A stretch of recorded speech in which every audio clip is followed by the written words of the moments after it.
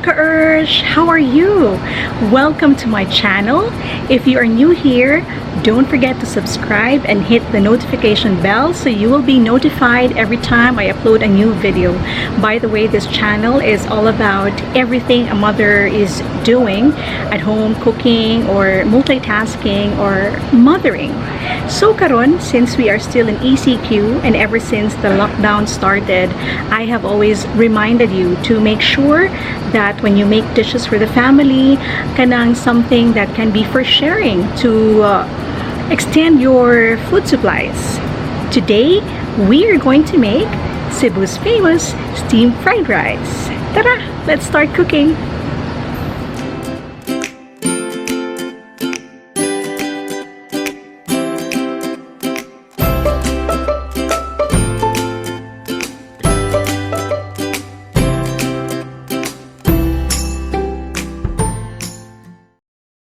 Before I give you the list of ingredients, I'm going to prepare the pork meat because it takes time to marinate it. So I slice them into small pieces. Now I'm going to add black pepper and soy sauce.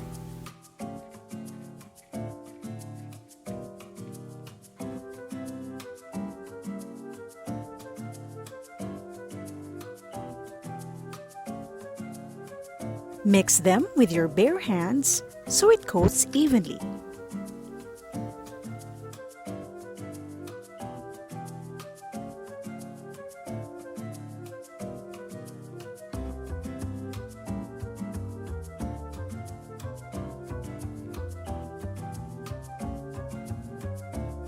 Here's what you need: sesame oil, black pepper, fish sauce, oyster sauce, soy sauce, green peas, flour, cornstarch, garlic and onions, marinated pork, and shrimp cubes if you don't have shrimps.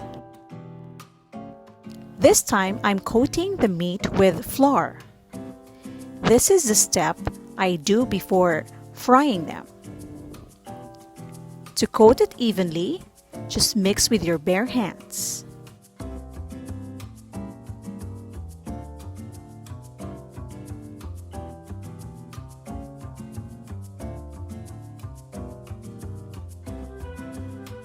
In a deep saucepan, add oil and prepare to fry the marinated pork coated with flour. I normally fry them by batch to make sure there is enough room or space for the pork to fry. This step is called searing. Searing the meat is an essential step if you want to make the most flavorful dishes, as it gives out depth of flavor in every dish that you make. This step also gives us the effect of a caramelized crust through the process at the bottom of the pan, which we can use for the next process.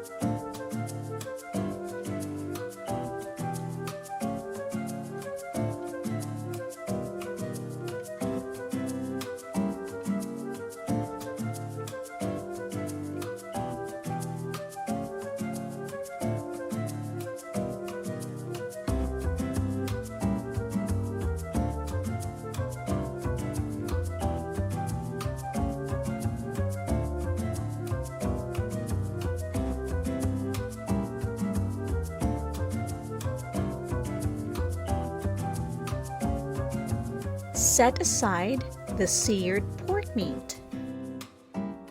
Next step, in the same pan that you used for frying the pork earlier, add the onions and garlic. As you can see, the bottom of the pan has the caramelized crust from the frying we did earlier. This one also adds flavor to the dish. Continue stirring the garlic and onions for about 30 to 60 seconds to cook through.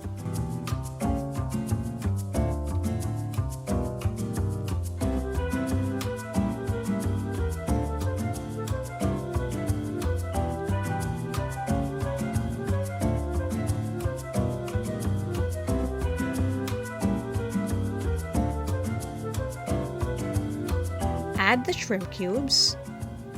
I added the shrimp cubes because I don't have access to fresh shrimps.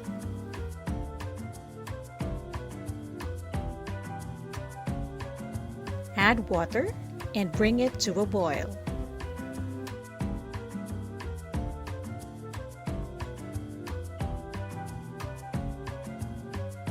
This time, add oyster sauce and soy sauce for color.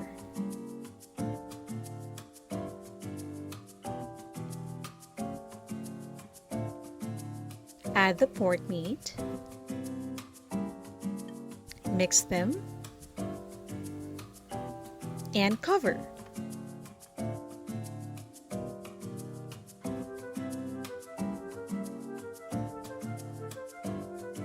After about 30 minutes, add the peas, mix well,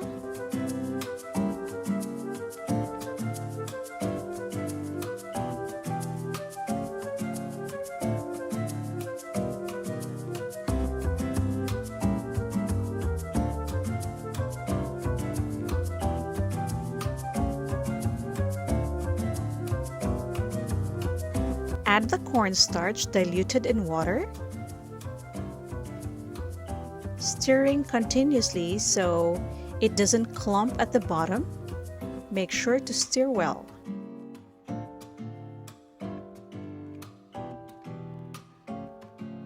Lastly, you add your sesame oil.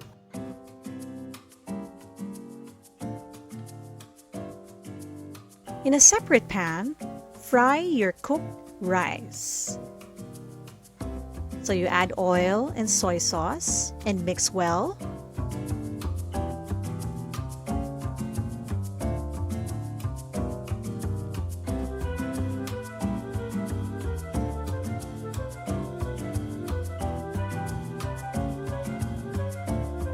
Now you're ready to plate. Scoop a cup of your fried rice and top with your sauce. There you have it, Cebu steamed fried rice. Thank you for watching.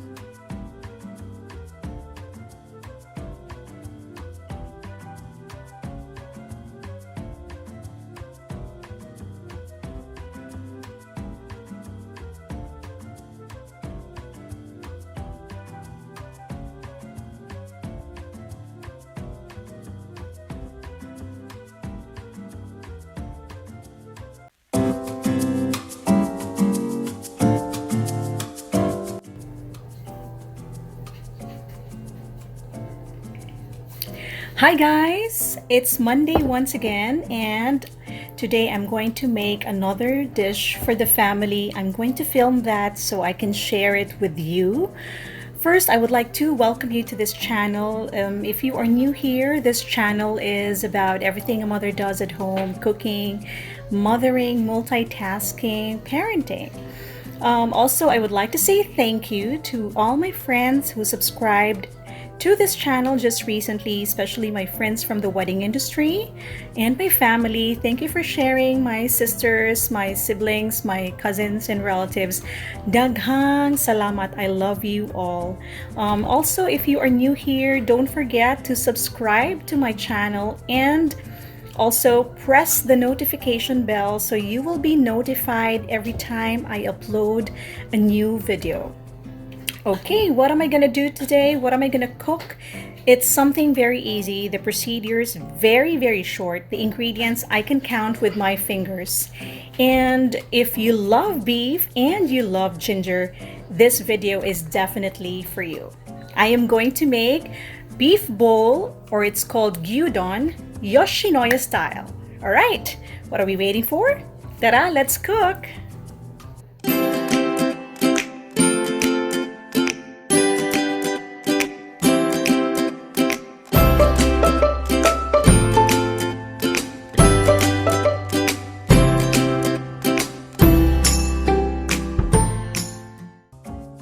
Here's what you need: beef yakiniku cut, onions, ginger, black pepper, mirin, soy sauce, cooking oil. In a shallow pan, you put your cooking oil. This is in a medium to high heat. And we're getting ready to saute our dry ingredients. That's the onions and the ginger. Drop your onions and you want to twist and turn them, making sure it doesn't get burned.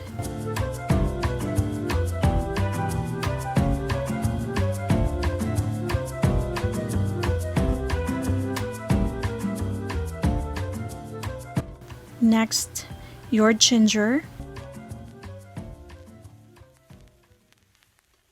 The same, you have to twist and turn them so it doesn't get burned, and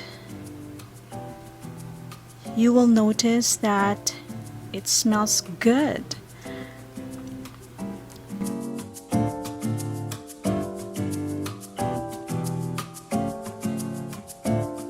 You know when to add your meat when the onion is already turning into a different color and it's already smelling very, very good. I love the smell of the onion combined with the ginger.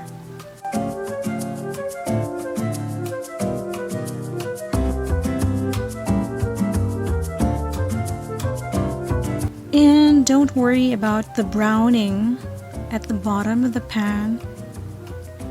That's the caramelization process. It will add flavor to the dish. As long as it's not burnt garlic, it's okay.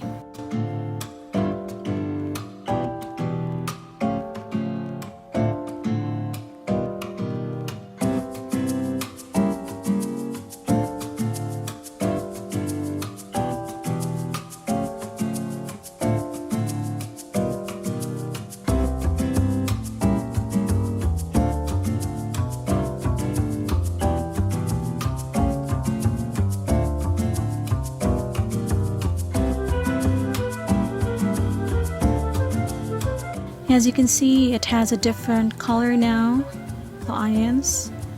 So it's about time to add the meat.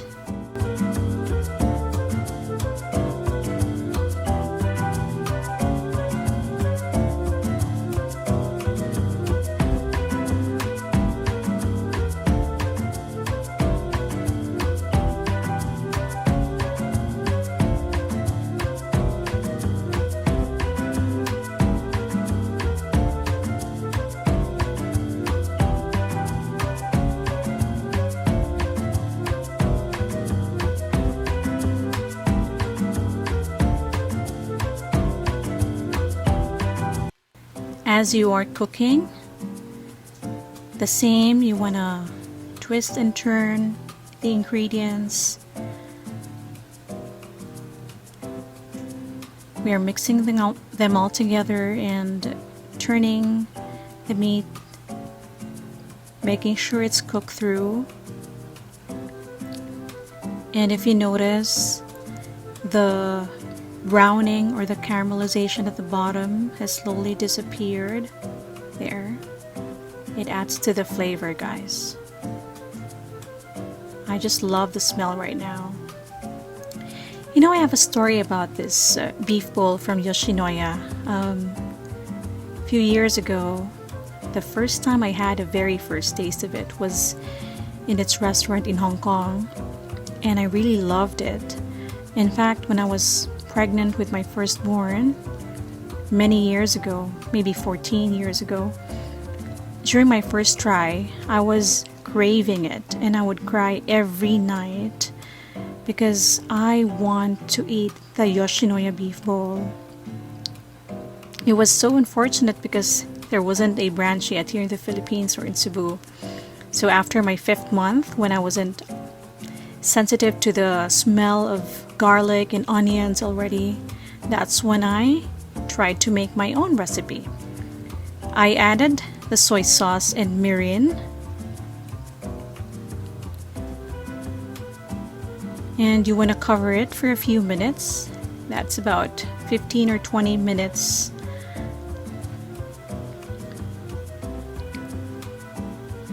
As you can see, it's not changing its color, but I am not quite satisfied with it yet, so I'm going to add more soy sauce. I'm gonna use Kikkoman soy sauce, the less salt variant, since I haven't seasoned this yet except for the soy sauce that I put earlier. So I'm adding 2 ladles of the soy sauce. That should be enough. Shouldn't be too salty, as again, this is the less salt variant. And you want to mix it, make sure all your meat gets the color that I like, that you like.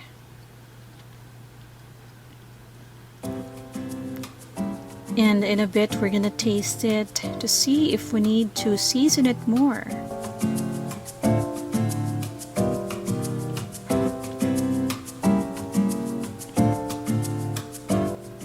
Now it's time to try.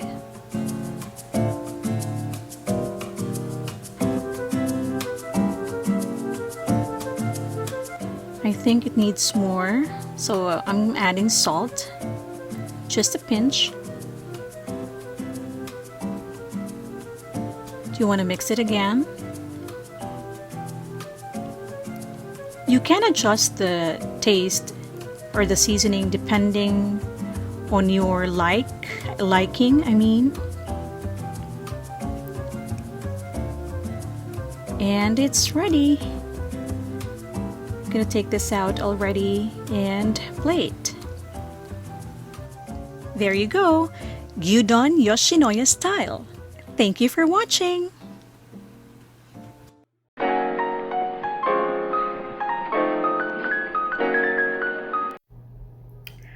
Hello.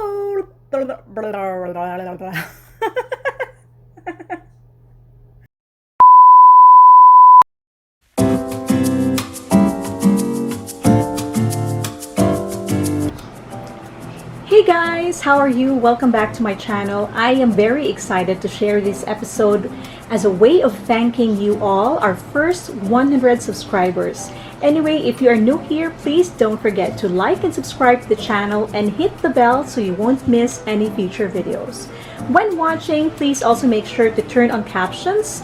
If you are using a mobile phone, go to settings and turn on English United States captions.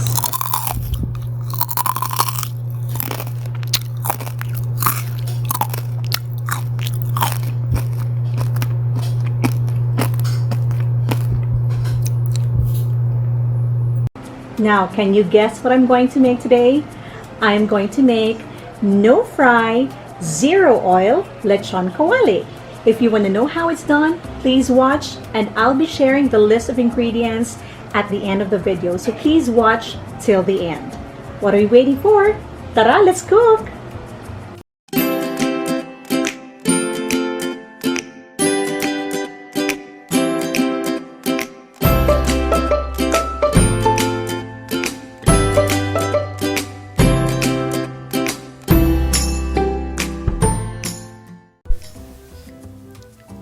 Here's what you need. Lechon kawali slab. This is about 1 kilo. I got mine from Landers at around 290 pesos. And this is how I want my meat. It's just a right amount of meat and fat. You will also need some garlic. some peppercorns, bay leaves, dried rosemary, shrimp cubes for seasoning, fish sauce for rubbing the skin of the meat, and some water. It's about 5 cups.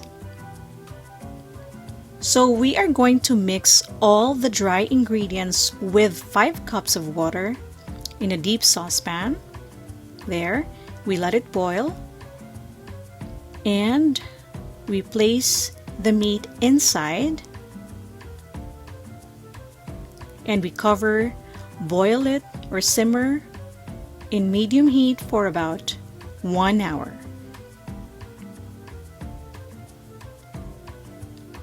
After 1 hour, this is how it looks like. It's now ready for the next step. It's cooked and it's very tender. So we take it out of the saucepan, we set it aside, let it rest so that all the moisture or juices will escape from the meat, ready for the next step. This time I'm scoring the skin of the meat, meaning I'm making some cross-hatch pattern using a sharp knife. So it's like crisscross or making a diamond pattern on the skin of the lechon kawali.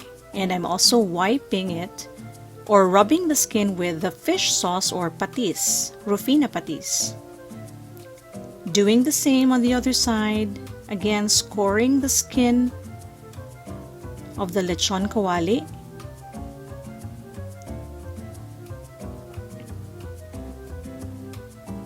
And I'm also going to rub the skin with fish sauce just like the other one. The fish sauce actually is the ingredient that will make this skin very crunchy. There you go.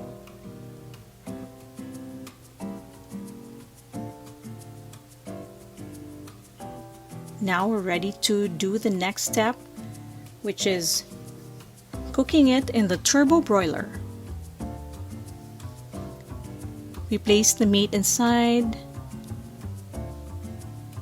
together, still skin side up. I won't be turning this over, guys, so the entire time it's being cooked, it'll just be like that. Set timer to 40 at 175. Halfway through, once the 40 is done, we open it, rub the skin again with the remaining fish sauce. There.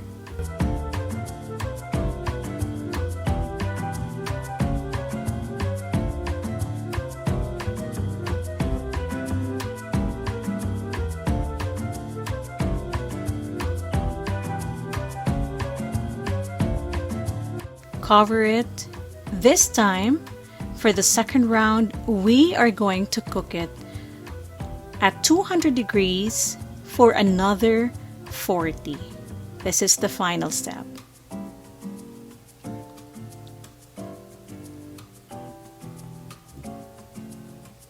Halfway through, this is how it looks like now. The sizzling looks very satisfying and making me very hungry this time. Let's check. There. That's the finished product. It's ready to go.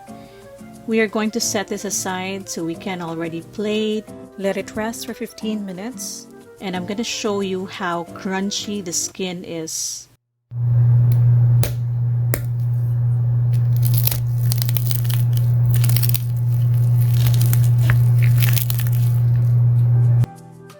I'm showing you how tender this meat is. You won't even need a knife to cut it.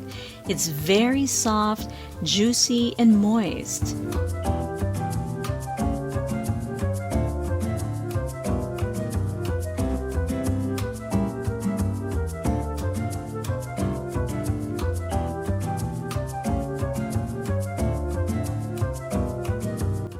There you have it!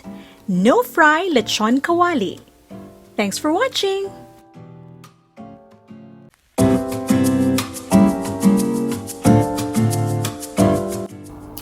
Hey guys, welcome back to my channel. Today I will show you a very special recipe. This is the very first dish I learned how to cook when I was 10. I'll be making Bistek Tagalog. I will also be listing the ingredients at the end of the video, so please continue watching.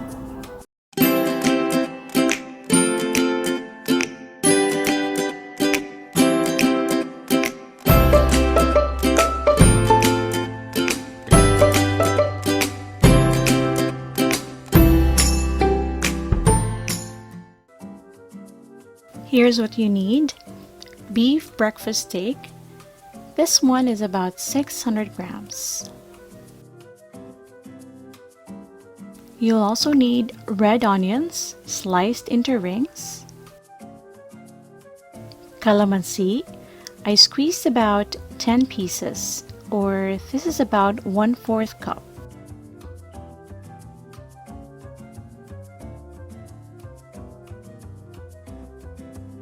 And 3/4 cup soy sauce. Now let's marinate the meat. So mix your calamansi juice together with your soy sauce.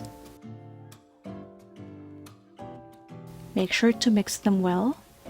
So I like to use my bare hands when mixing, making sure that all the beef slices are evenly coated with the marinade. In a shallow pan, add your cooking oil. This time we are going to sear the meat slices one by one. I like to do this process as it locks in the natural flavor of the meat and the marinade as well.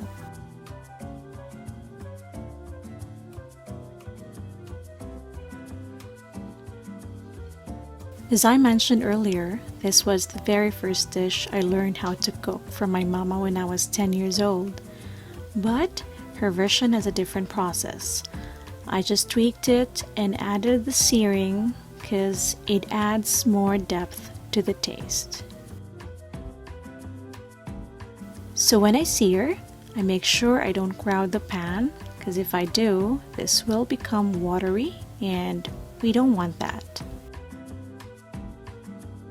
And I also make sure to flip them one by one so they don't get burnt.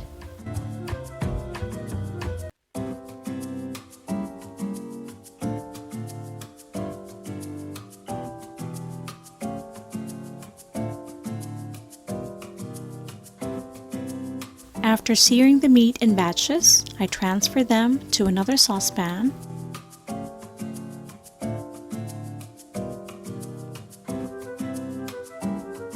Adding the leftover marinade,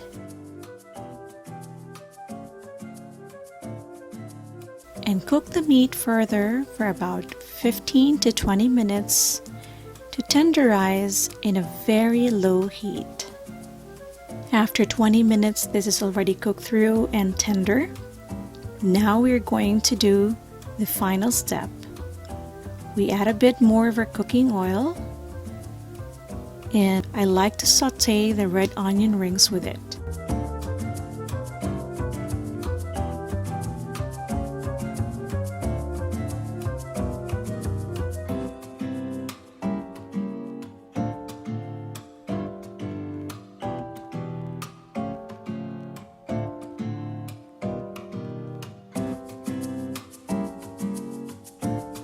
So now we mix them all together.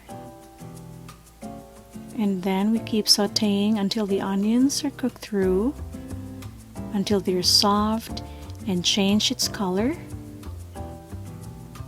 The red onions adds sweetness to this Tagalog beef steak recipe.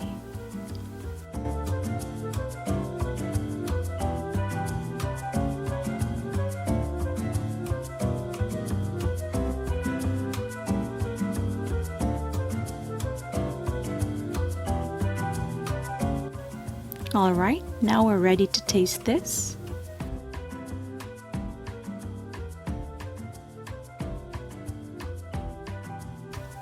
Let me get a small piece and try it.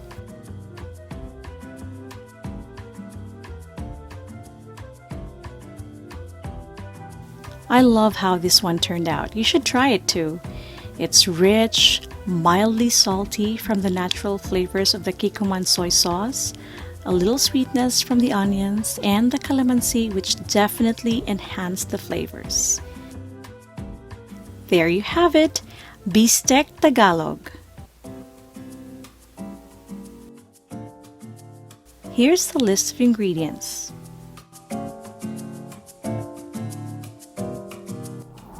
I hope you found this video helpful. Let me know in the comments below. Also, don't forget to like and subscribe to my channel and hit the notification bell so you won't miss any future videos. Thank you for watching. I'll see you again soon. Bye!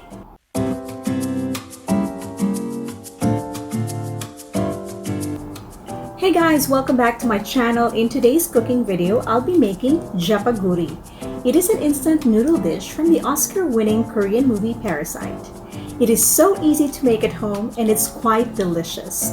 If you want to know how I do it, continue watching. I'll also be listing the ingredients at the end of the video. What are we waiting for? Tara, let's cook!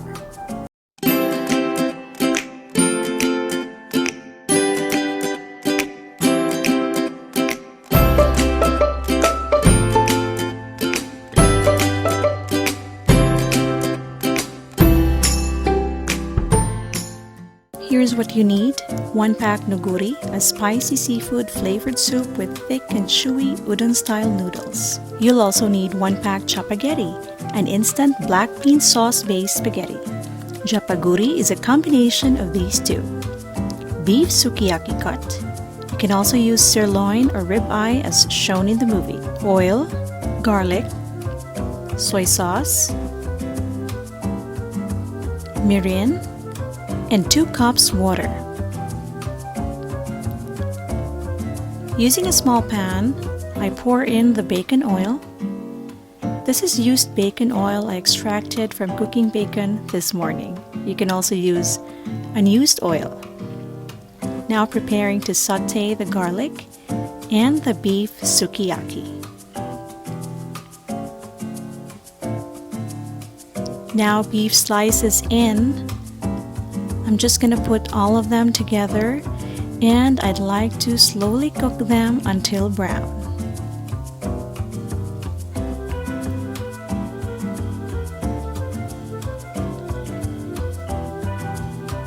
Flipping them continuously. It was after seeing it at the movie Parasite that I became so curious about that steak version of the popular instant noodles that was also rapidly spreading on the internet. So I quickly jumped on the Japaguri bandwagon and tried making it myself.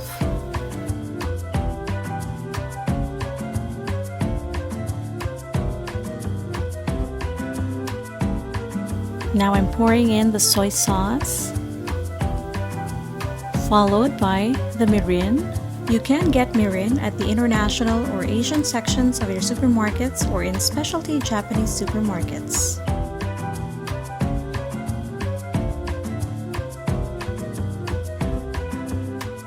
Give it a good stir.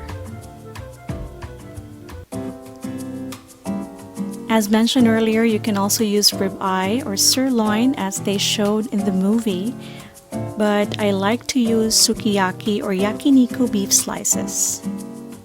Now this is the color I was going for. Also, if you notice, the fat has shrunk and we're able to render more oil.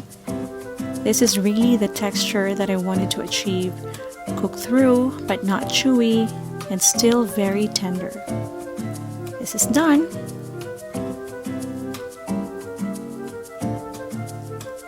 In a separate pan, I'm going to cook the noodles. So water goes in, and while waiting for it to boil, I'm going to show you the contents of the 2 packets.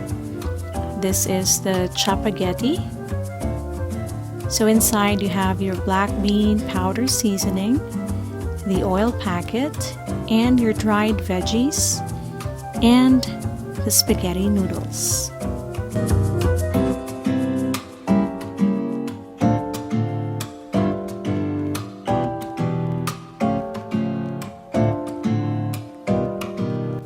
Inside the noguri packet, you have your spicy seafood powder seasoning, also dried veggies, and konmu. It's a Japanese dried sea kelp. Now the water is boiling, we add the dried veggies. And we are going to also cook the noodles until they're soft and the water has reduced.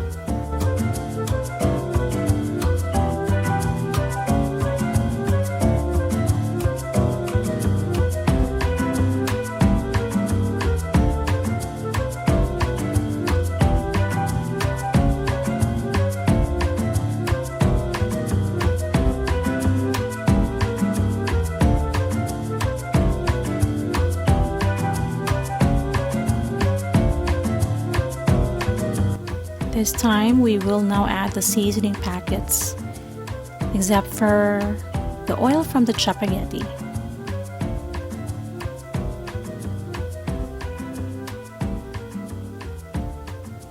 Make sure we mix them well.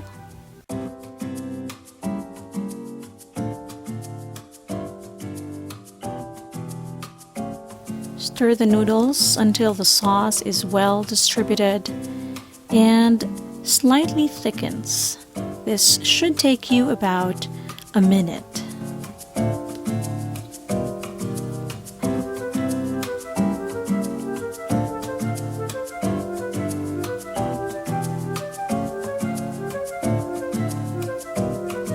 Now we're adding the cooked beef slices and we're going to mix them again.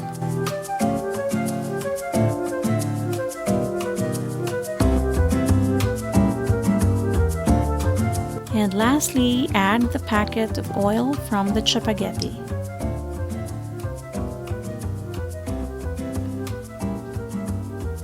Mix again.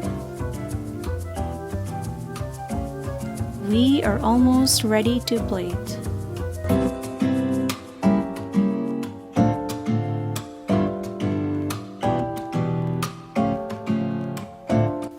There you go. My version of the hybrid noodle dish, Japaguri and noguri combined, Japaguri.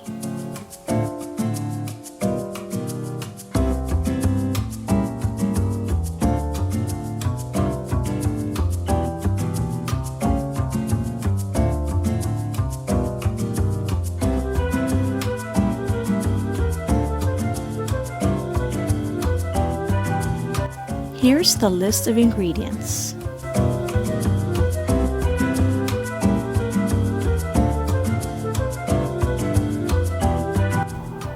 I hope you found this video helpful. Let me know in the comments below. Also, don't forget to like and subscribe to my channel and hit the notification bell so you won't miss any future videos. Thank you for watching. I'll see you again soon. Bye!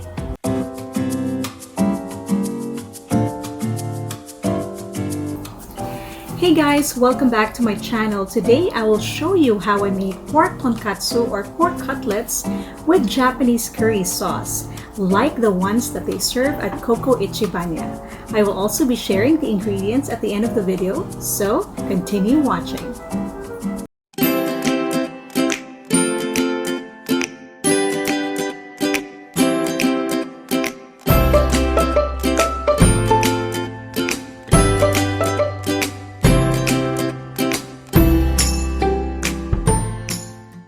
Katsu curry is a Japanese dish consisting of a pork cutlet served with a portion of Japanese rice and curry sauce. Here's what you need. Pork tenderloin. This is about 300 grams. For the breading, take 1.5 cup of breadcrumbs. Then season it with 1 tablespoon garlic powder and 1.5 tablespoon Maggi magic syrup, or you can go with salt and pepper. Make sure to mix well. For the egg wash, just 1 beaten egg,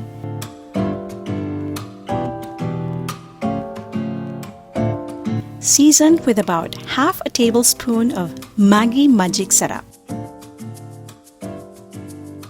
Now for the curry sauce, this is Coco Maru curry sauce. You can get this in your nearest supermarket. I got mine from Landers. And you'll also need 1 onion. So now you want to slice your pork meat to your desired thickness.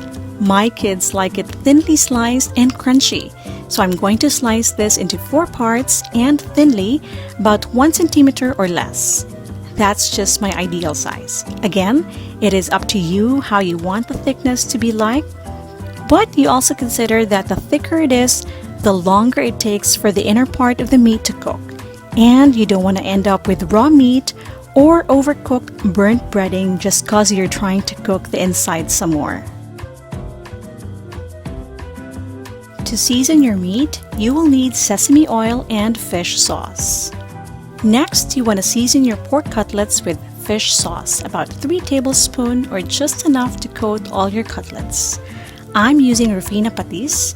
Again, you can also go with table salt, whichever you like, but trust me, you might want to try using the fish sauce as it gives more of the umami taste that we are looking for. And then, add your sesame oil. I cannot stress enough how well the sesame oil and fish sauce goes together. They're a perfect combination when it comes to seasoning. Now let's do your assembly line. So from my left to right, since I'm facing you, cutlets, egg wash, and breadcrumbs. You just want to take a cutlet, dip it in the egg wash, and then let the egg wash drip for about 5 to 10 seconds.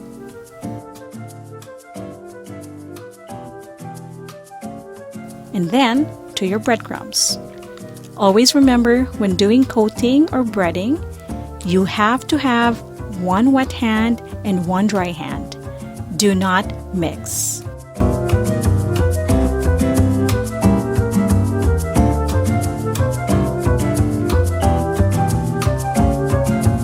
Now that you have all your cutlets coated, you are ready to fry. Using a non-stick pan, pour a good amount of oil to deep fry your cutlets. So put them in one by one, maybe by 3s or 4s, depending on the size of your frying pan, just enough not to crowd your pan. And a tip for you, when putting them in, start laying them down from in front of you, going away so the oil splatter is farther or on the opposite side as well. And you want to lay them down slowly, you don't have to drop it.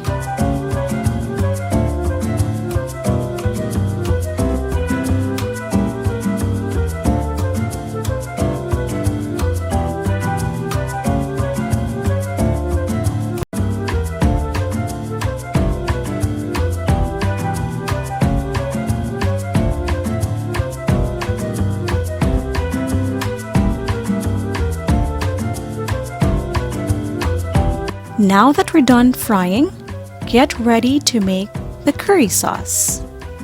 In a small saucepan, add butter and saute your chopped onions.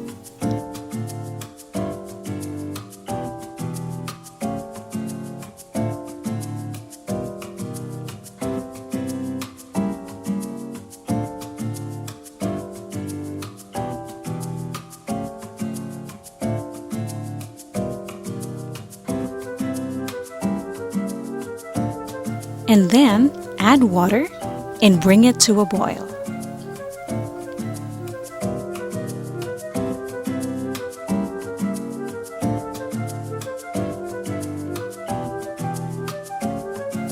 Once boiling, add your curry mix. You have to stir continuously until the lumps dissolve and the sauce thickens into a gravy.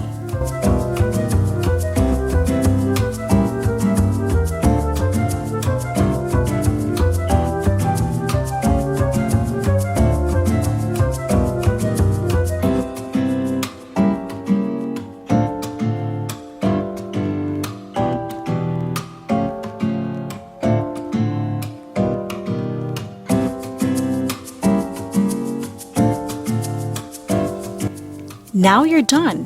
You are ready to plate.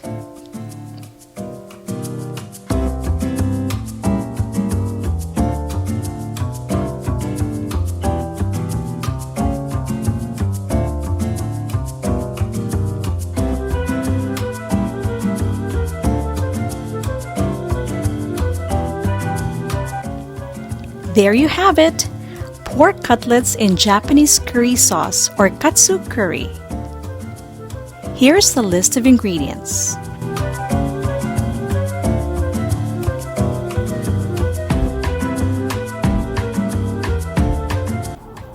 I hope you found this video helpful. Let me know in the comments below. Also, don't forget to like and subscribe to my channel and hit the notification bell so you won't miss any future videos.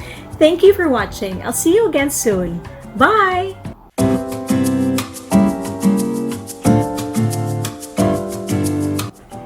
Hey guys, welcome back to my channel. How have you been? I hope you're doing well. Unfortunately, we in Cebu City are on a lockdown again. We don't know until when it's going to be, so we won't be able to go out for the next few weeks. Once again, I'm reminding you to make sure to extend your food supplies and get creative with the dishes that you make for your family. I know a lot of you have stocked up on canned spams like I did. And you might be wondering, are there any other ways to cook this spam other than the regular frying? I have a solution for you. I have decided to make a spam series. I'll be making or sharing 5 different videos or 5 different episodes of 5 different ways I make my spam. Today, we will start with spam musubi. Spam musubi is a popular snack or food in Hawaii composed of a slice of spam sandwiched or on top of a Japanese rice wrapped in nori. My version is pan-fried in teriyaki sauce and I added some egg. It's so delicious and very easy to make. If you want to know how I do it, continue watching until the end of the video where I'll also be sharing the list of ingredients. What are we waiting for? Tara, let's go!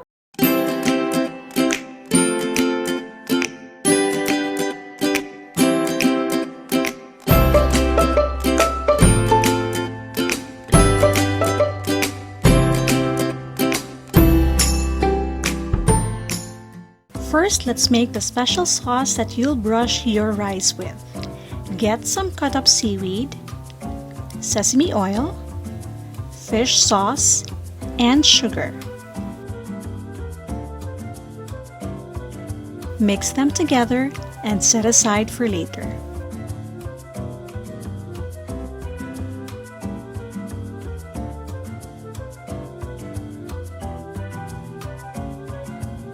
Next, let's make the teriyaki sauce to pan-fry the spam slices with.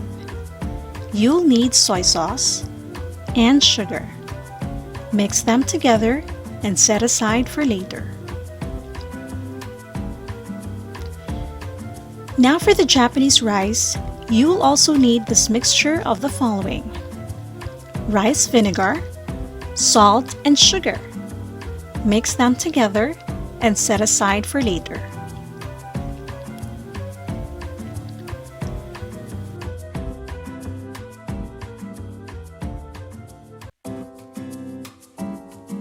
Now let's prepare our rice.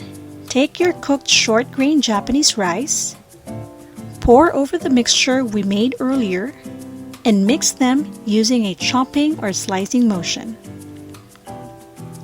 This process makes the rice stickier so they bind well when we form them into blocks later, and this also adds to the taste.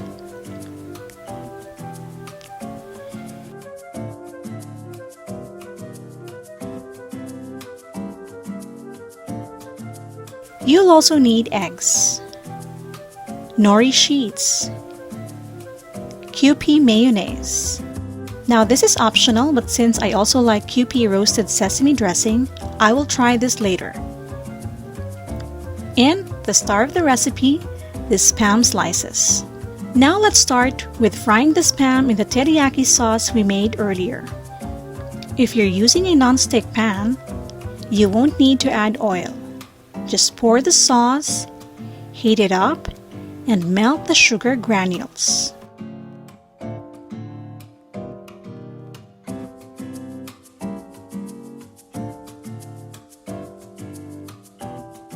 Now lay the spam slices down one by one to cook.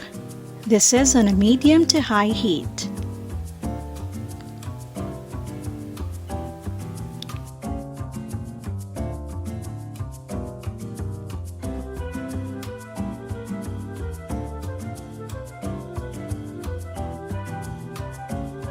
Once done, set aside the spam slices for assembly later. Now let's make our scrambled eggs. On a separate pan, put some oil, heat it up, and pour the scrambled eggs to cook.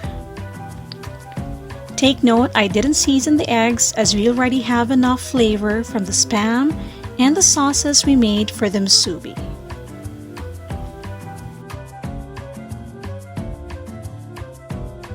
Also, while cooking the eggs, make sure you keep the eggs as intact as possible so it won't fall apart when we assemble the musubi later.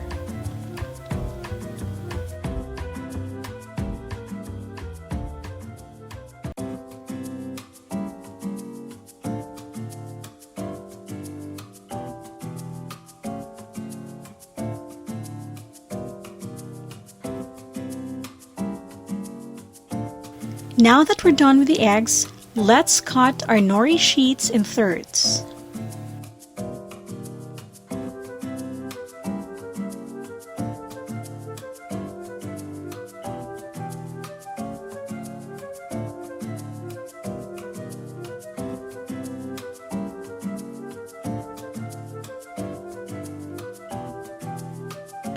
Alright, now that we have all the components ready, we are ready to assemble.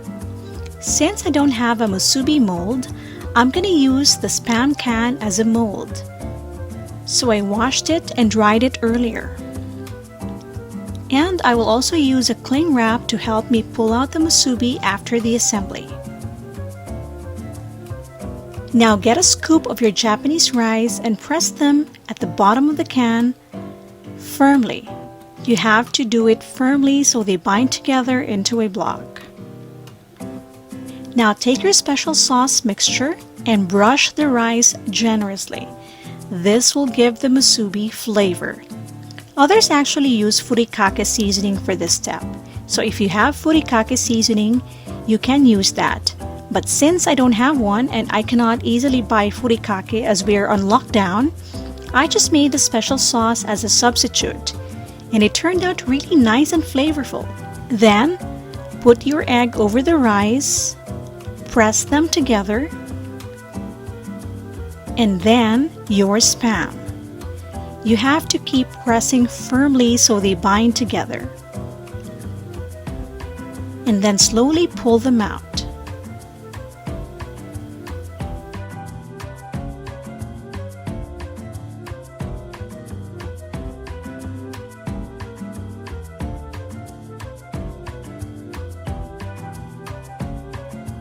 And then, take your nori sheet and wrap around as a belt. Now remove the cling wrap very carefully to keep them all together.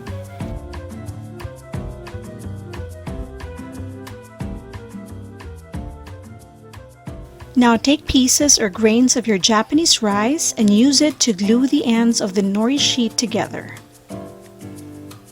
This will act as your paste. Now you're ready to plate. Again, this is optional, so you may or you may not add the mayonnaise or the dressing. There you have it, our teriyaki spam musubi. Enjoy! Here's the list of ingredients.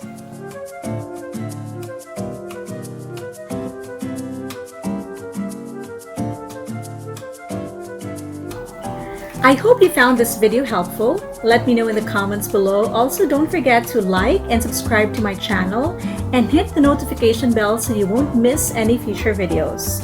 Thank you for watching. I'll see you again soon. Bye!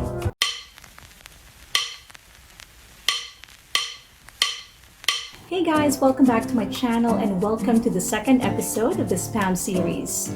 As you know, Spam is one of the many comfort items in our kitchen for the lockdown season. And there are days we wonder if there is any other way to cook the Spam other than the regular frying. Thus the reason for the 5-episode Spam series. Today I'll show you how I make Spam fries with sriracha mayo. If you want to know how I do it, Continue watching until the end of the video where I'll be posting the list of ingredients. By the way, if you haven't watched the first episode, the link is down the description box below, so please watch out for that. And what are we waiting for? Tara, let's cook!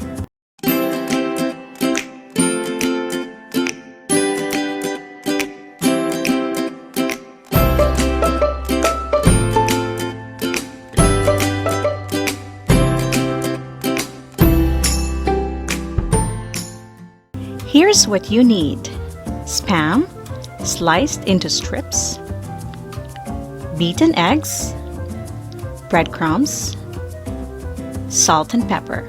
Before we assemble, let's first season the eggs with salt and pepper. Now to our assembly line, prepare your egg wash and breadcrumbs. And then, one by one, dip the spam slices into your egg wash and then to your breadcrumbs. Remember, when doing this process, your wet hand should not touch your dry mixture, which is the breadcrumbs. The same with the dry hand, it should not touch your wet mixture or the egg wash. Now we are ready to fry. In a shallow pan, heat up some oil and prepare to fry the spam slices until golden brown. Again, when frying, remember to lay down each pieces going outwards or away from you so the oil splatters on the opposite side. And just lay them down carefully. Do not drop it. Now that they're all golden brown, you're done and you're ready to plate. Remember to serve your spam fries with a dip. Here I made a sriracha mayo dip by combining 1 part mayonnaise and 1 part sriracha sauce. You can go for a pink panther or ketchup or any dip of your choice. Enjoy! Here's the list of ingredients.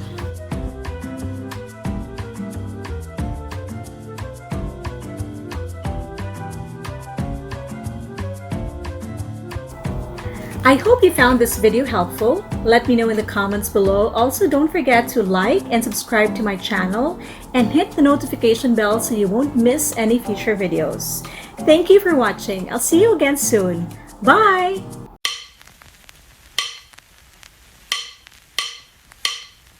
Hey guys, welcome back to my channel and welcome to the 3rd episode of the Spam series. I already showed you how I made my version of the Spam musubi, and then the very simple yet fun Spam fries with sriracha mayo. Today I'm going to be sharing a rice recipe, something that my family really loves. I'll be making Cajun spice jambalaya rice, or I'd like to call it spambalaya. It's very easy to make and yields quite a lot of serving, so it's great for sharing. If you want to know how I do it, continue watching until the end of the video where I'll be sharing the list of ingredients. What are we waiting for? Tara, let's cook!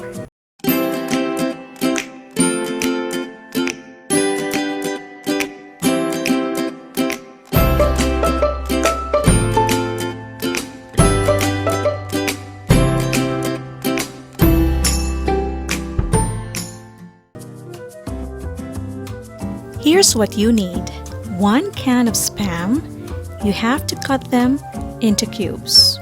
Cook rice, onions, bell peppers, spring onions, carrots, garlic, Cajun spice. Now if you're asking where to get, you can get Cajun spice seasoning in the supermarket. You will also need Knorr cubes, tomato paste, Worcestershire sauce, water, salt and pepper to taste. Now let's begin. In a deep saucepan, heat up oil and saute all your aromats beginning with your chopped onions. Let it sweat for about 1 minute.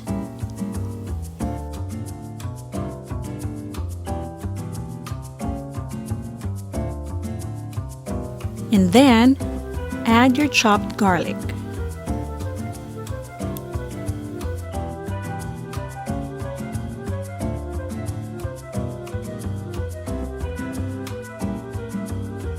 Now add in your chopped bell peppers.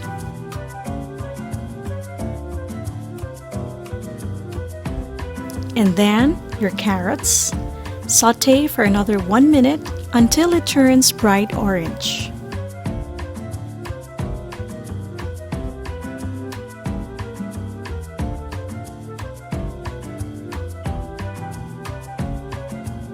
Then add the nor cubes.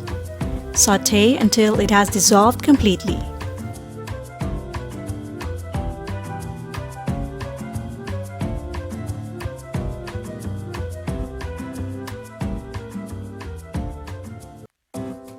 Now let's add the star of the recipe, the cubed spam. Saute it for 2 minutes so the flavors incorporate while cooking the spam.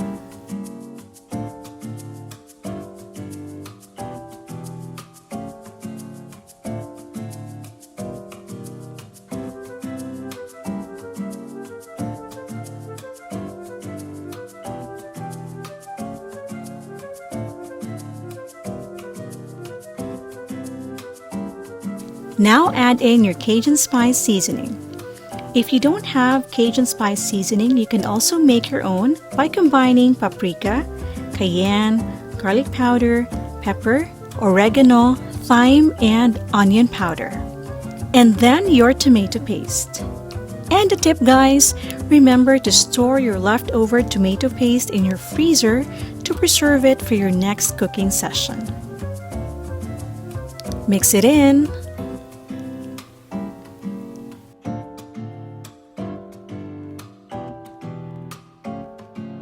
Now your Worcestershire sauce. If you don't have this, you can substitute it with a mixture of 1 part soy sauce to 1 part ketchup.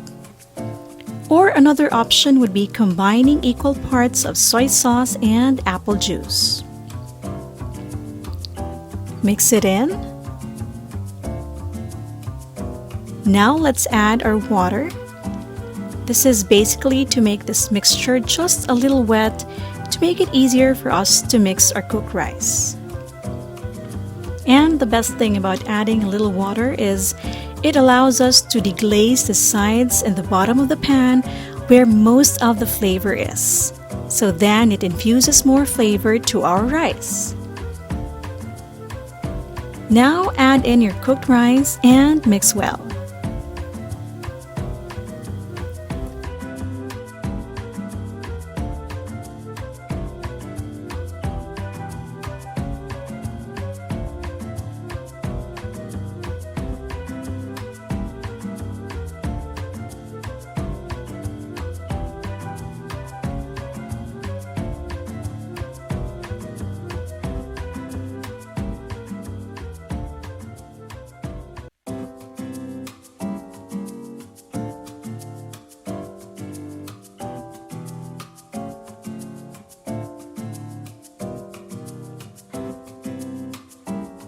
And finally, season with salt and pepper.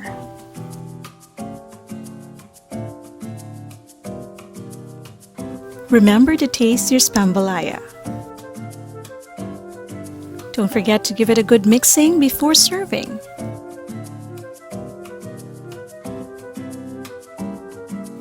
Now you're ready to plate. There you have it, Cajun spiced spambalaya. Enjoy! Here's the list of ingredients. Remember, if you have questions about the procedure or any of the ingredients which you don't have and you want to know how to substitute, just comment down below and I'd be glad to help. I hope you found this video helpful. Let me know in the comments below and don't forget to like the video, subscribe to my channel, and hit the bell so you won't miss any future videos. Thank you for watching. I'll see you again soon. Bye!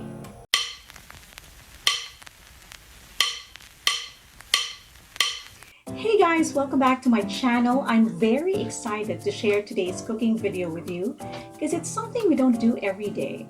Some might think it's intimidating to make, but it's very, very easy. You just have to do the right technique. Today we will be making country-style meatloaf. What is usually the challenge when making meatloaf? Dryness. How to avoid dry meatloaf? I'll let you in on a little secret of mine.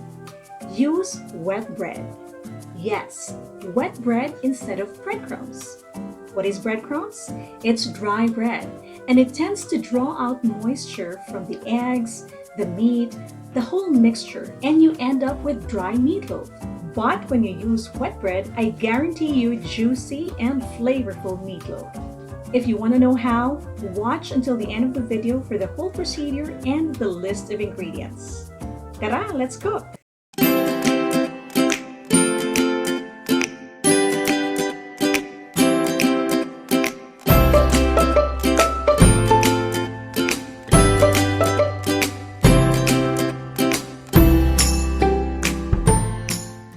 Here's what you need. Ground beef. I like mine 80% lean and 20% fat. Chopped onions. Chopped green bell pepper. You can definitely use red, whatever pleases you. 2 eggs, beaten. Generous amount of garlic powder. Salt. Remember, all types of meat love salt, so be generous in this recipe. Worcestershire sauce. And wet bread. So you want to soak the bread in cold water for about 1 minute and then squeeze them. You'll also need bacon strips. Now let's begin by mixing all the ingredients together. Just dump them in.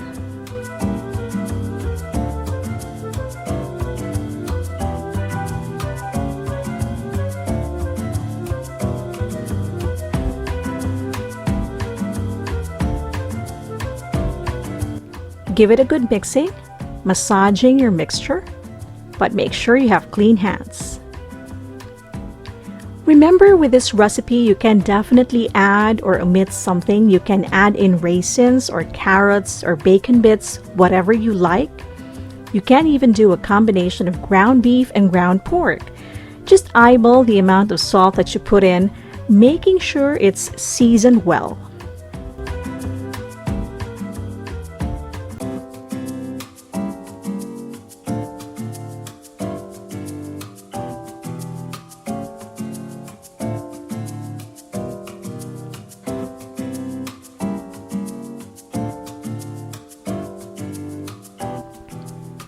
Next, line your loaf pan with the bacon strips, just like this one, and put in your meatloaf mixture.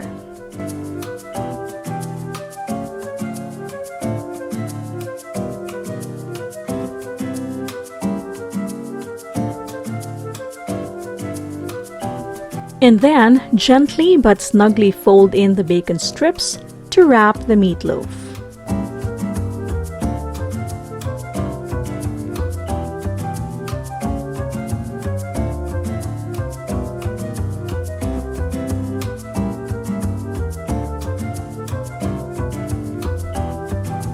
Now that we are done with the assembly, we are ready to bake this.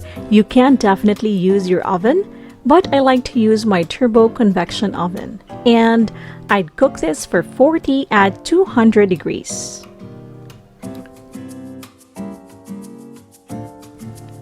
After the wait, we are now ready to slice and serve. There you have it, our country-style meatloaf. You can serve this with gravy and mashed potato or rice. Here's the list of ingredients. If you have any questions about the recipe, just comment down below and I'd be glad to answer.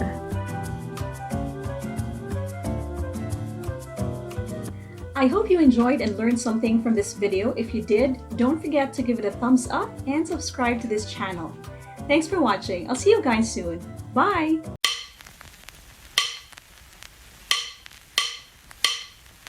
Hey guys, welcome back to my channel. We are now on the 4th episode of the spam series. So we did the spam musubi, the spam fries, the spambalaya, and today we are going to mash our favorite spam and we will be making kimchi flavored spam cakes. It's very easy to make and tastes absolutely delicious. If you want to know how, continue watching until the end of the video for the whole procedure and the list of ingredients. Tara, let's cook!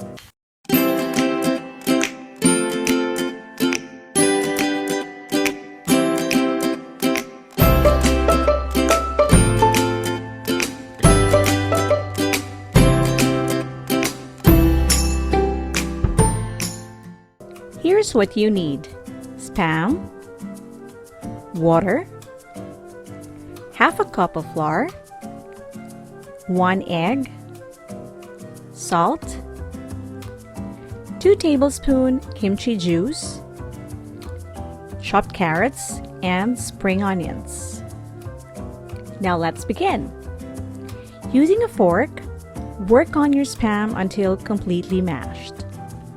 For this recipe, I just used 2 slices of spam. Now add in your chopped spring onions and your egg. And then mix the 3 together, still with the mashing motion.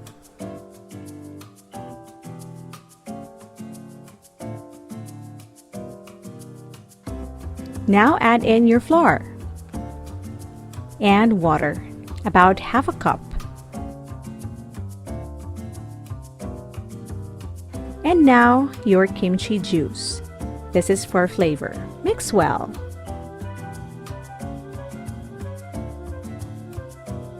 And then season with salt.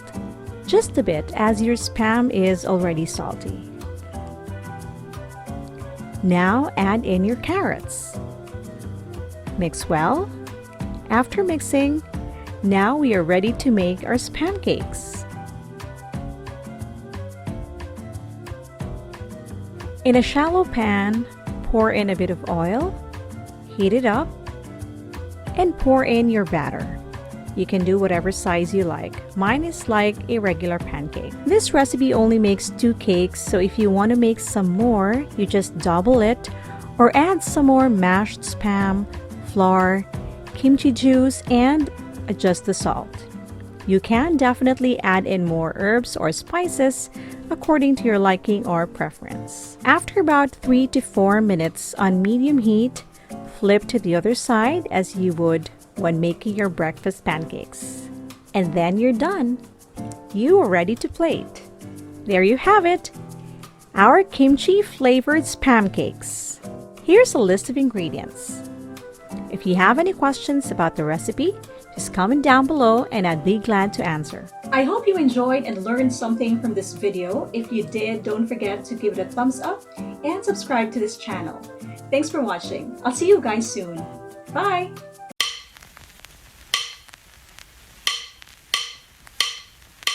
Hey guys, welcome back to my channel. How are you today? I hope you're doing well. As for us, we are still staying home as much as possible. We are still trying to get supplies delivered to our house so we can avoid going out. And the kids' online classes have started already, so that's what's keeping us busy.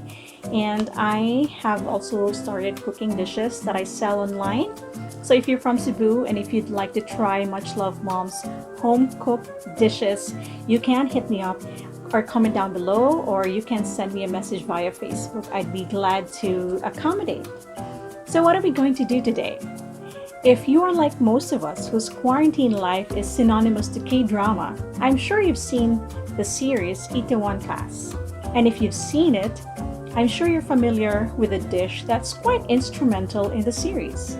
They call it the soft tofu stew.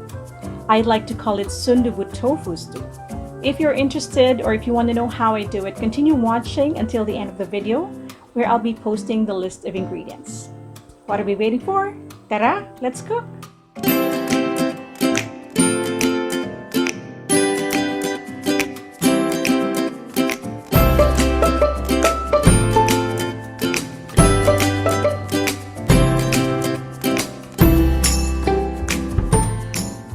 Here's what you need: gochujang paste, sesame oil, stock. This is my DIY dashi stock I made with fish sauce, konbu, water, and spices. Another option would be anchovies for the stock. You'll also need pork belly slices, chopped spring onions, chopped onion, shiitake mushroom sliced, chopped garlic, sundubu tofu or any soft tofu for stews, kimchi, and 1 egg. Now let's start with making the paste for the stew. Mix 2 tablespoons of gochujang with 2 tablespoons sesame oil. Make sure to mix well and set aside for later. Now in a small soup pot, add in sesame oil and heat it up. Sauté your garlic and onions. Let them sweat for about 2 minutes. Then add your pork belly slices and sauté them all together.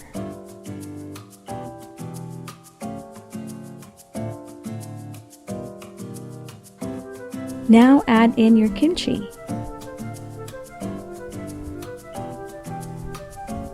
Add in your mushrooms. You can use fresh or dried. This one I'm using is canned shiitake mushrooms.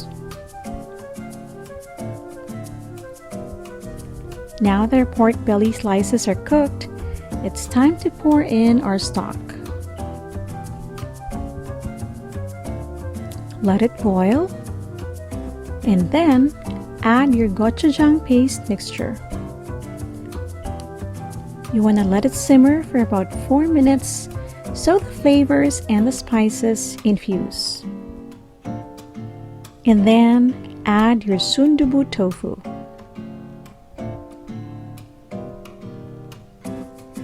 Now let's cut up the tofu into random smaller pieces, as we want to have some bits and pieces of the tofu as we spoon or sip our soup later. Don't forget to taste your soup. And now for the final step, add in your egg slowly so it doesn't sink. And garnish with spring onions. Now you're done. Very easy. You are now ready to plate. Here's the list of ingredients. If you have questions about the ingredients or the procedure, leave a comment down below and I'd be glad to answer. I hope you enjoyed and learned something from this video. If you did, don't forget to give it a thumbs up and subscribe to this channel if you haven't already. And I'll see you in the next one. Thank you for watching. Bye!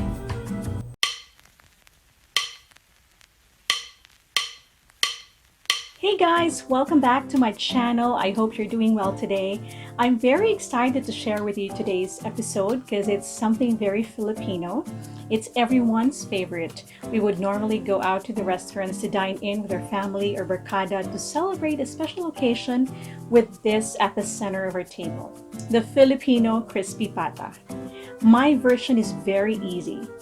No frying needed, and the ingredients are most likely already in your pantry or your kitchen. So if you want to know how I do it, continue watching until the end of the video where I'll be posting the list of ingredients. Tara! Let's cook some crispy pata.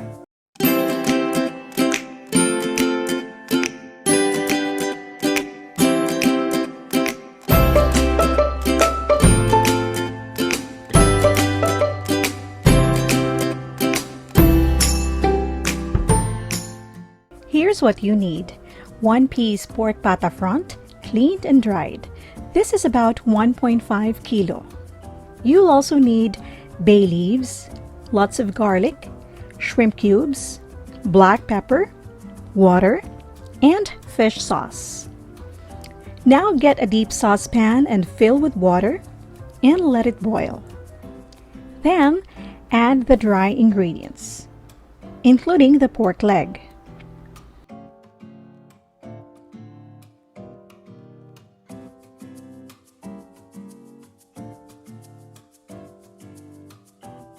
Then cover for about 40 minutes to an hour in low heat.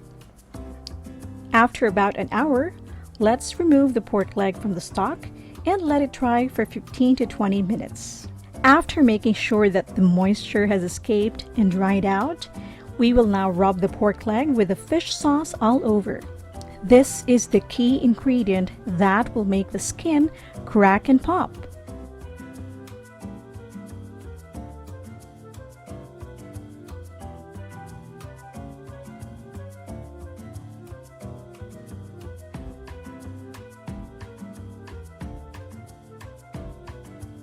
Now we are ready to cook this baby into the turbo convection oven.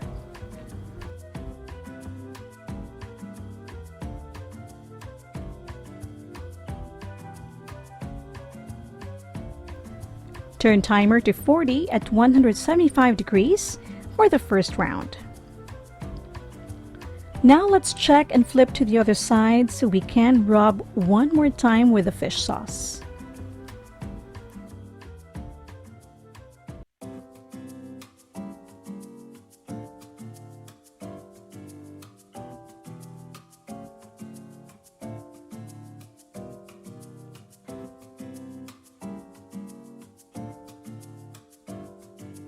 And then for the second round, turn timer to 40 at 200 degrees. Now our no-fry crispy pata is ready. I'm gonna show you how crispy this is and how tender the meat is.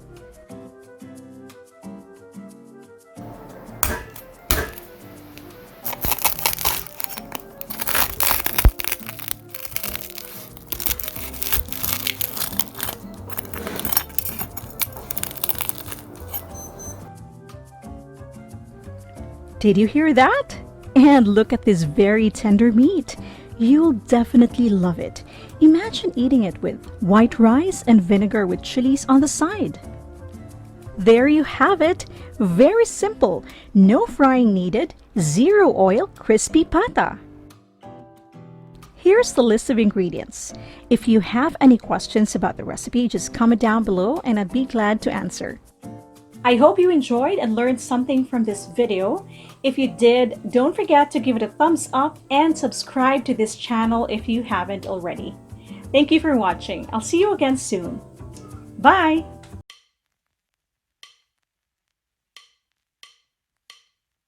Hey guys, welcome back to my channel. I know it's been a while, but here I am. I'm back with a new recipe. I'm very excited to share this with you because it's my personal favorite. If only I can eat this dish every single day. Today I will be making easy Cajun shrimp boil. My version is very delicious, although it adds a few more steps than the usual boiling, but I guarantee you it's gonna be worth it. I added a few ingredients to add to the flavor, like a Spanish chorizo and corn and a lot more. So if you want to know how I do it, continue watching until the end of the video where I'll be posting the list of ingredients. What are you waiting for? Tara, let's cook!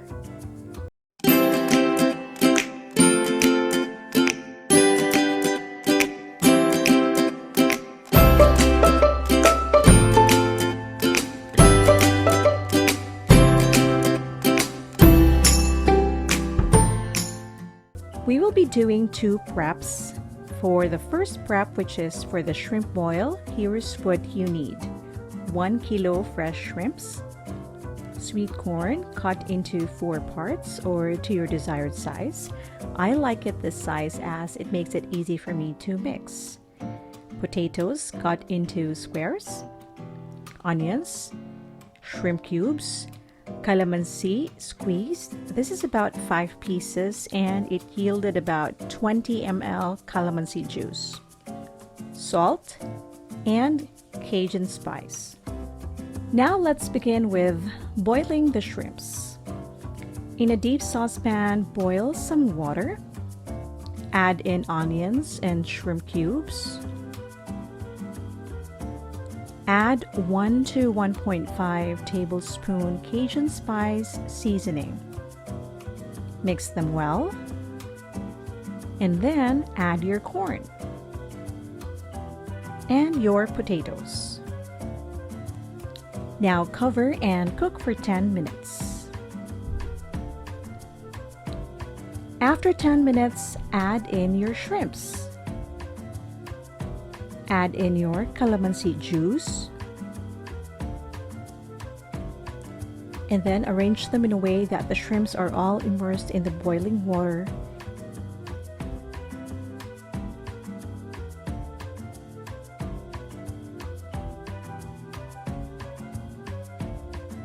And cover for 5 minutes. After 5 minutes, set them aside. Now we are going to do the second prep. This time we will be making the savory sauce for our Cajun spiced shrimp. Here's what you need: chopped garlic, chopped green peppers. This one is optional. I just added this because I got some leftover green peppers. Chopped onions, olive oil, butter, Cajun spice, crushed chili flakes, salt, pepper, Spanish chorizo sliced. This one is the picante or the spicy variant. Now let's begin. In a shallow pan, add your olive oil. Heat it up. Then add in your aromats, sauteing them until it sweats.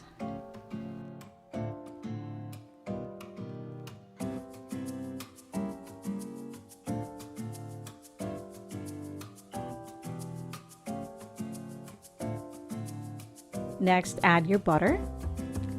Continue to saute.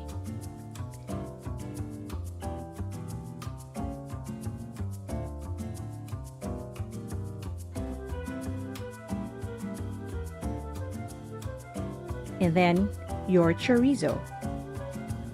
So I'm using this picante with casing, but I remove the casing right after chopping them. That way the flavor infuses a bit more. Plus, I don't like to eat casings, although they're edible. But again, as I've said, I noticed that the flavor intensifies a bit more if you remove the casing before dumping them into your dishes. Now let's add in our Cajun spice and then pepper. Put some salt, crushed chili peppers, and mix well.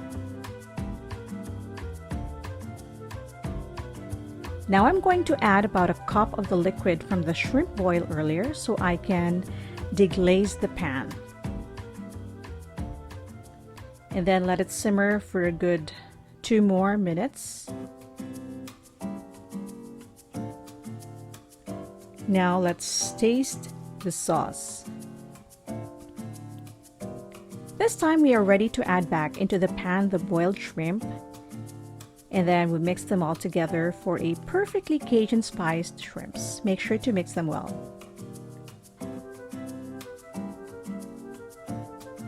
Don't forget to add the corn and the potatoes. And then again, mix them together. By this time, you can actually put out the fire and serve, as all these components have been cooked already. I just, like to give it a bit more mixing. And for the final touch, sprinkle some more crushed chili peppers. Or not if you're not into spicy food, but you are ready to plate this time. There you have it, our easy Cajun shrimp boil. Here's the list of ingredients. If you have any questions about the recipe, just comment down below and I'd be glad to answer. I hope you enjoyed and learned something from this video. If you did, please don't forget to give it a thumbs up and subscribe to this channel if you haven't already. Thank you for watching. I'll see you again soon. Bye!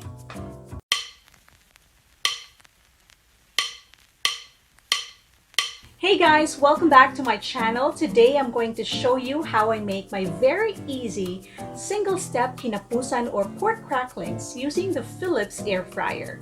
Kinapusan or kinuksan is a Cebuano food made of dehydrated pork skin, deep fried.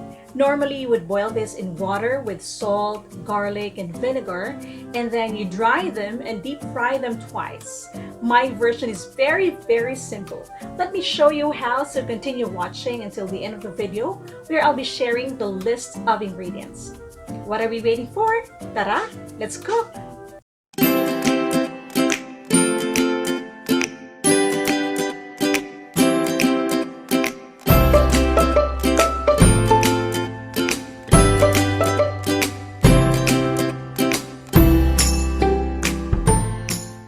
For this recipe, you will need pork skin sliced into small pieces, about an inch square.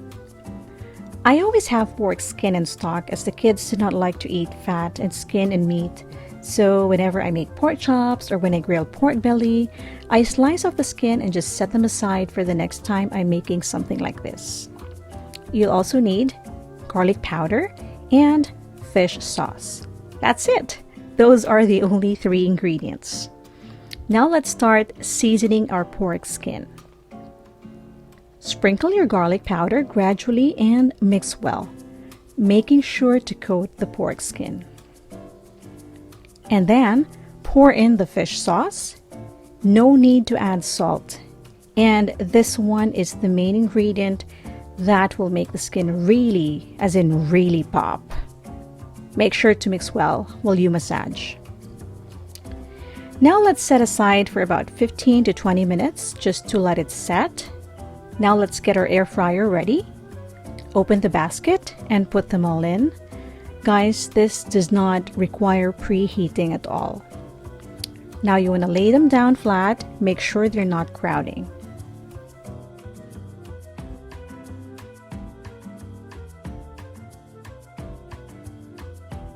And then close the basket. Cook at 200 and set timer to 30. When your timer goes off, you are done. It is that easy. And just a tip, guys, you can open the basket and check and also turn them over in between.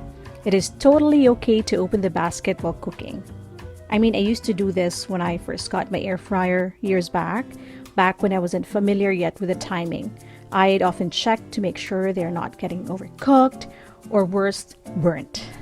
So yeah, that's it. Very easy. Air fried kinapusan. Now here's the list of ingredients.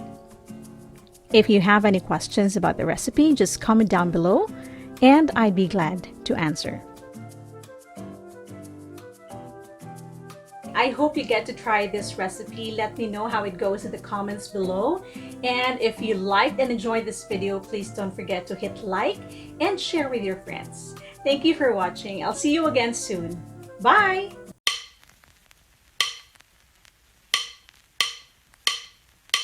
Hey guys, welcome back to the channel, and I'm here again in my small kitchen. In case you haven't noticed, we live in a condo, so the kitchen or our kitchen is really small. But since I love to cook, I refuse to let the small space hinder my productivity as a home cook. So I always find ways and means or some kitchen appliance that could still help me make awesome meals for my family. One of the things that you can do to still remain creative in the kitchen is to invest in a good kitchen appliance. One of them is the Instant Pot. An Instant Pot is a multifunctional pressure cooker that can cook anything from roasts, chicken to desserts, and in much lesser time compared to other kitchen appliances. In today's video, I'm going to show you how I make my Asian version of the famous pulled pork. I'm going to show you the steps, and along the way I'll show you the basics of operating the Instant Pot. So stay tuned until the end of the video for more information and tips. Tara, let's cook!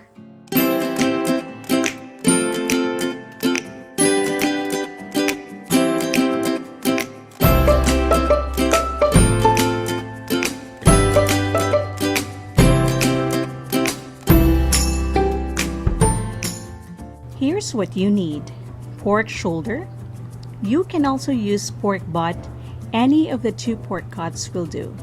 Garlic, onions, ginger, salt, black pepper, brown sugar, soy sauce, rice wine or rice vinegar, and chicken stock. Now let's start seasoning the pork shoulder. Let's rub it with the salt and pepper nicely and all around. Then set aside for 15 to 20 minutes. But if you don't have much time, you can definitely proceed.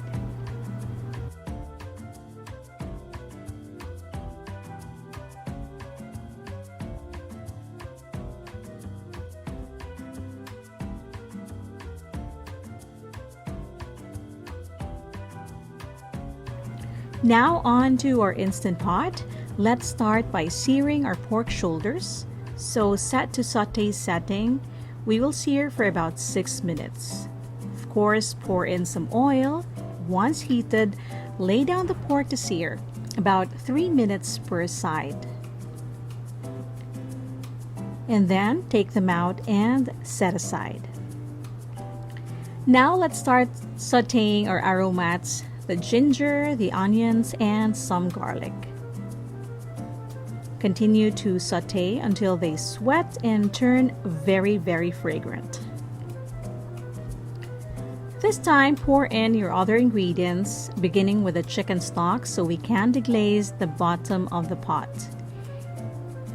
And then add your brown sugar. Continue to deglaze the bottom, otherwise it will send you a burn notice. So yeah, make sure you lift up and melt all that caramelization that happened a while ago, and this also definitely adds to the flavor of the dish. Then add your rice wine. Then place the pork shoulders back inside the pot and close the lid.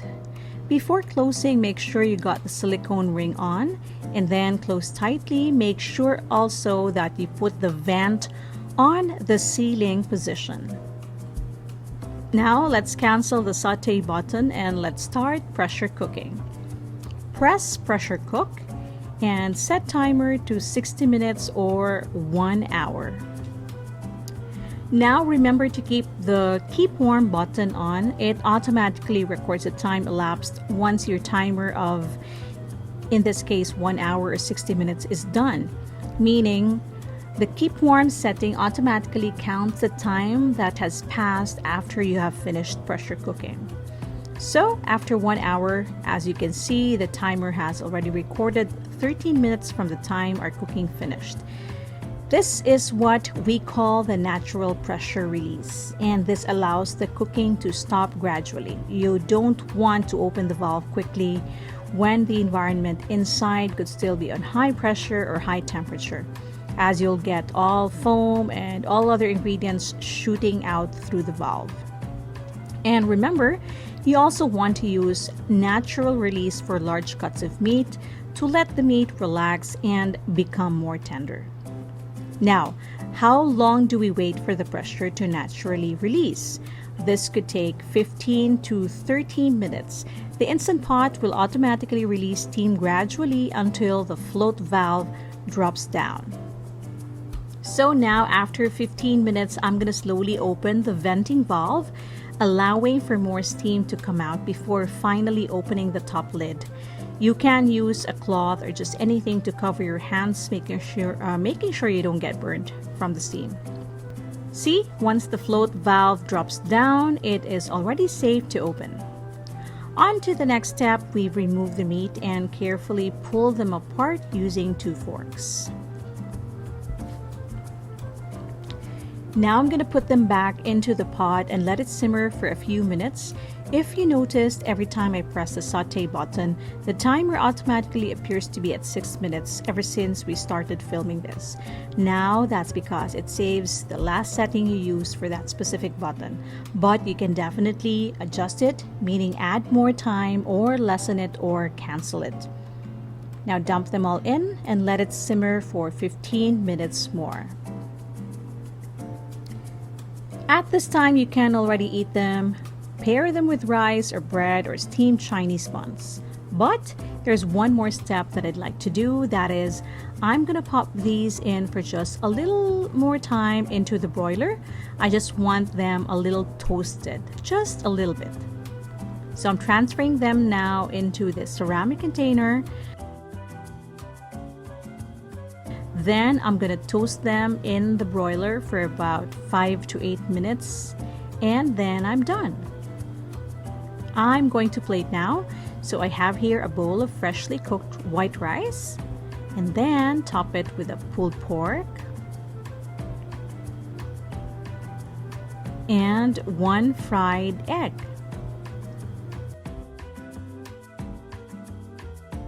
And finally, sprinkle it with some seaweed and sesame furikake. There you have it. Very easy. My Asian version of the famous pulled pork. Here's the list of ingredients. If you have questions about the recipe or the procedure or the basics in operating the Instant Pot, just comment down below. I'd be glad to answer. I hope you found this video helpful, and if you did, please don't forget to like and subscribe to the channel if you haven't already. And if you have more questions about the basics in operating the Instant Pot or about the recipe, just comment down below. I'd be glad to answer. Thank you for watching. I'll see you again soon. Bye! Hi again, guys. Before I go, I would just like to share with you that I'm going to launch a podcast very soon. So I hope that you also follow me and support me there. It's called Relatable, a Much Loved Mom podcast. It's going to be different from the YouTube channel because here in my YouTube channel, we are focusing mainly on my cooking. In the podcast, it's going to be intimate conversation about the realities of life. I hope you follow me there. Please support me as you have been supporting me here in my YouTube channel. Thank you very much. Love you guys.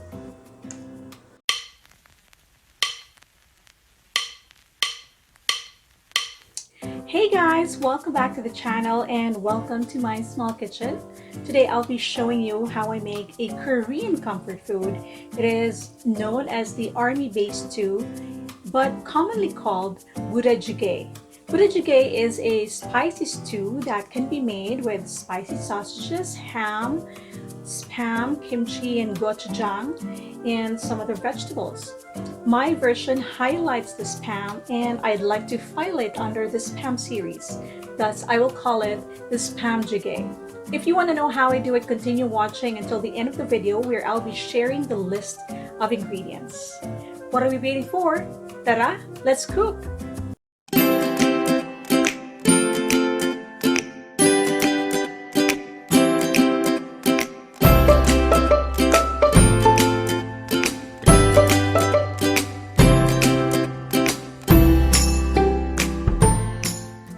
Here's what you need: gochujang paste, soy sauce, garlic, water, broth or any kind of stock,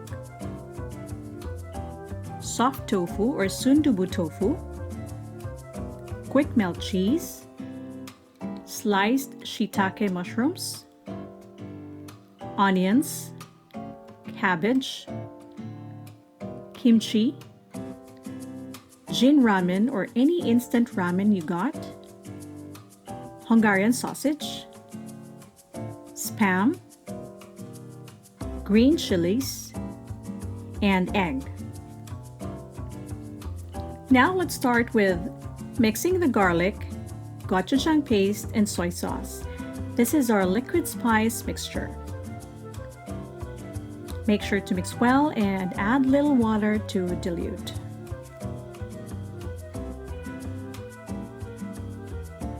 Now let's get our pan and assemble all the ingredients, starting with the cabbages, then followed by the kimchi. You want to lay them down nicely in sections so they cook well and even. Next, put the spam slices down, followed by the Hungarian sausages. Now the shiitake mushrooms, then the soft tofu slices. Now we sprinkle the onions over, and then add the liquid spice mixture of garlic, gochujang, and soy sauce.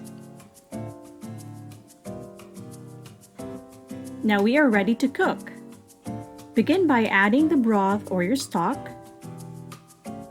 Turn on the heat and bring to a boil.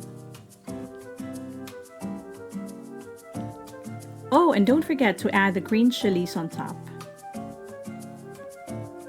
Now that this is boiling, it's time to add the noodles. Let's add the spices and the flavoring first. then the noodles, and then the cheese. We will let it simmer or cook for the next 5 to 8 minutes. And then we add our egg. Of course, don't forget to taste your soup. So now we're done. We are ready to plate. There you have it, our spam jjigae. Here's the list of ingredients. If you have any questions about the recipe or the ingredients, just comment down below and I'd be glad to answer. I hope you found this video helpful, and if you did, please don't forget to give it a thumbs up or like and subscribe if you haven't already. If you have questions about the recipe or the ingredients, just comment down below and I'd be glad to answer. Thank you for watching. I'll see you again soon. Bye!